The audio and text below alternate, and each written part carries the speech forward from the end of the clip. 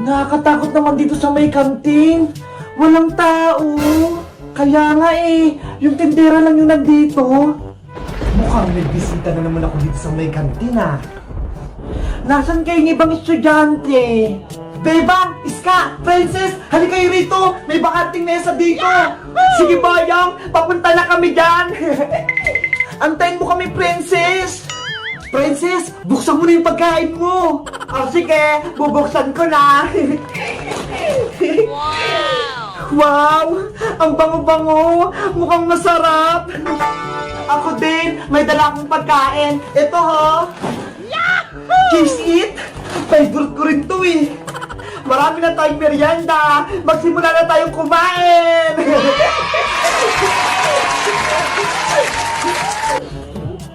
Sarap!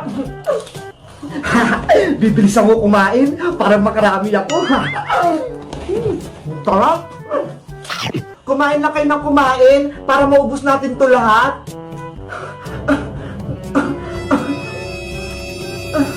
Anong nangyayari sa'yo, Bebang? Napupulunan ako. Gusto ko ng tubig. Oh, no! Wala naman tayong dalang tubig dito Ayun si ate. Nagtitinda siya ng juice. Buko juice kayo dyan. O sige, bibili ako. Iska, bilan mo din ako. Nauuna din kasi ako Okay, antayin nyo lang ako dyan Bibili lang ako sa may tindera. Mukhang bibili na sila sa akin. Pabili po, aling tindera. Ano sa ingining? Anong bibilihin nyo? Pabili po ako ng juice yung paninda. Kasi po, yung kaibigan kong si Bebang, napupulunan. Ay, ganon. Sige, saglit lang. May mabibiktima na naman ako. Lalagyan ko tong inumin na to na pangpatulog para makuha ko yung mga bulilit na yan.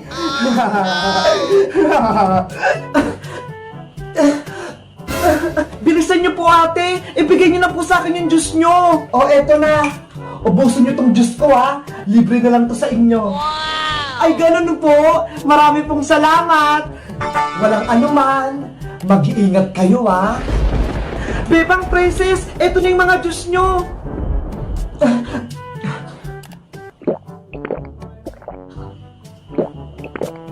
Ano? Okay ka na ba, Bebang? Sumakit bigla yung ulo ko. Inaantok ako. Ako din. Bigla kong inaantok. Ha? Bakit? Bakit kayo inaantok? Oh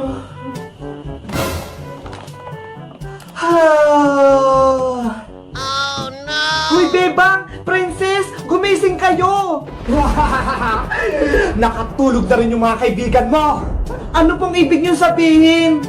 Gumana ang nilagay kong pangpatulog sa juice na ininom nila. Kaya pwede ko na silang kunin. Akala ko po, tindera kayo sa may kantin. Bakit nagawa niyo po yun? Hindi niyo ba napapansin itong kantin? Walang tao. Dahil lahat sila, kinuha ko na. Nangunguha po kayo ng tao. Kaya kayong apat ang susunod ko ng kunin. Lagot! Paano na yan, Boyong? Kailangan na natin makalis dito sa loob ng kantin, Iska.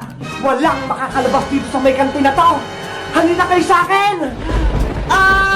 Takbo na tayo, Boyong! Takbo na!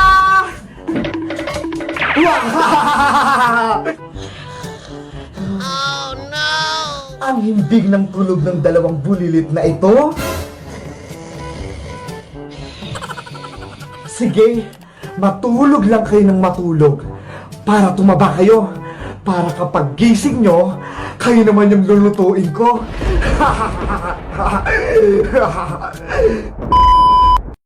Kailangan na namin dito makalis sa may school. Boyong, antayin mo ako. Bilisan mo kasi, Iska. Kailangan na natin makatakas. Paano naman si Bebang tsaka si Princess? Iiwan natin sa may kantin. Baka meron namang gawin sa kanila yung babaeng tindera doon. Wala naman tayong magagawa Baka patulugin lang tayo ng tindera. Hindi ko pwedeng iwan si Bebang tsaka si Princess. Mga kaibigan ko sila. Bahala ka dyan. Basta ako, aalis na dito sa may school. Boyong, wag mo kong iwan dito. Uuwi na ako. Wala na si Boyong. Anong gagawin ko? Si Princess tsaka si Bebang naiwan sa kantin. Baka anong mangyari sa kanila? Meanwhile, La. Malapit na tong malutong adobong kohol. At nilagyan ko na rin to ng mahiwagang pangpatulog.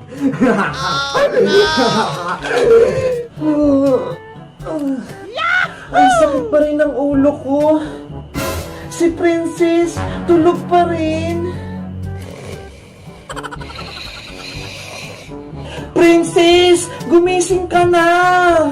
Inaantok pa ako eh. Mamaya na, Bebang.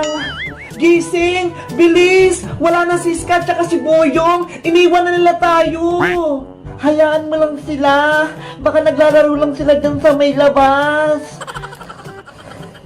Pati yung chichirya mo, nawala na din. Ano?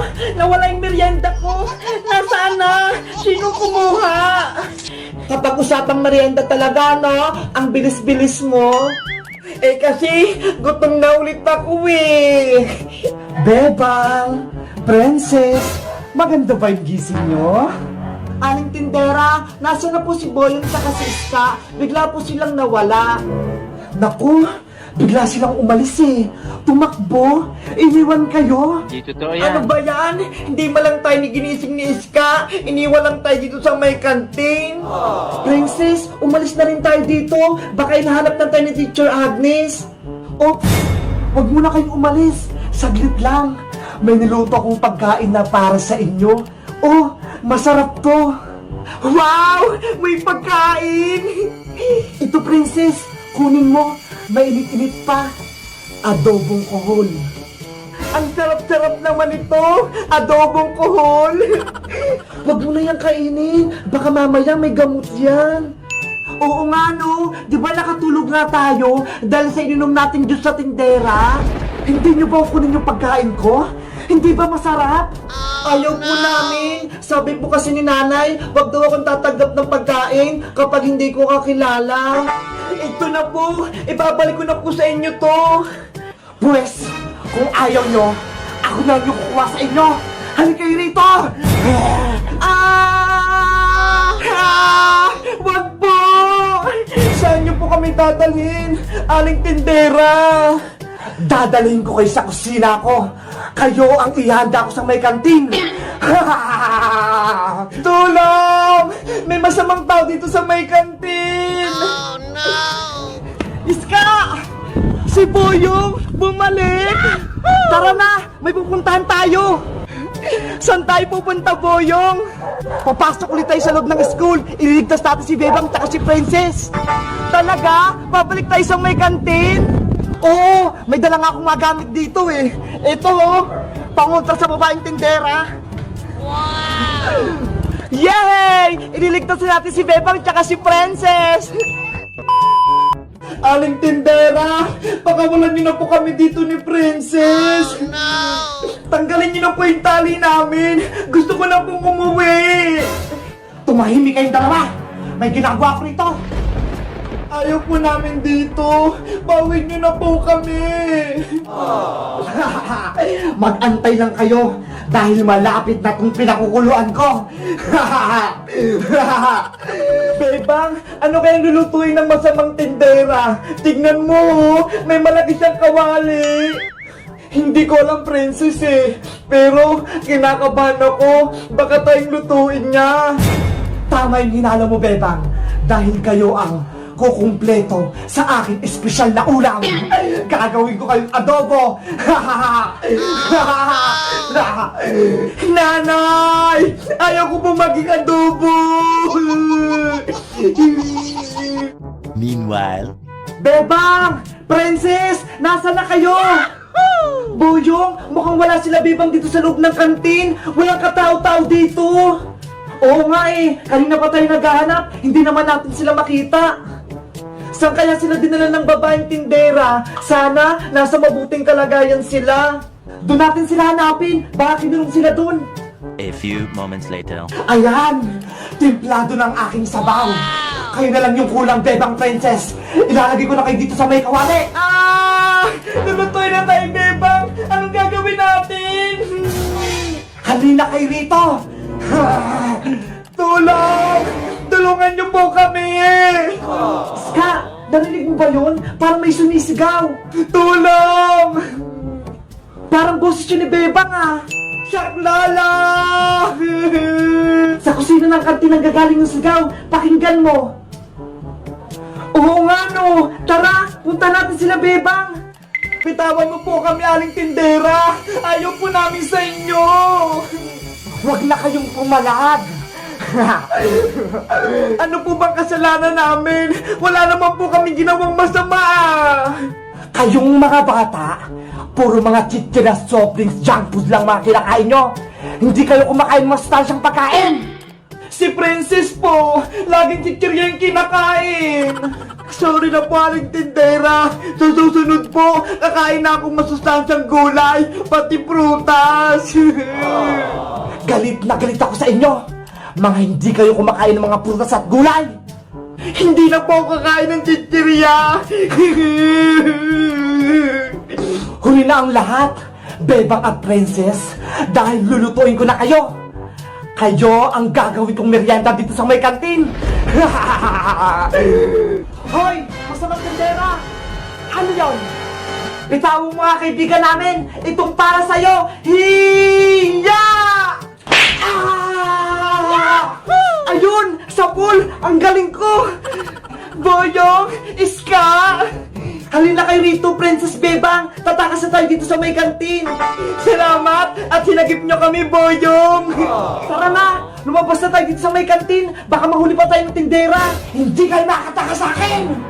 Ako nang balas sa masamang tindera na to! Tikman mo tong kabali! Hiya!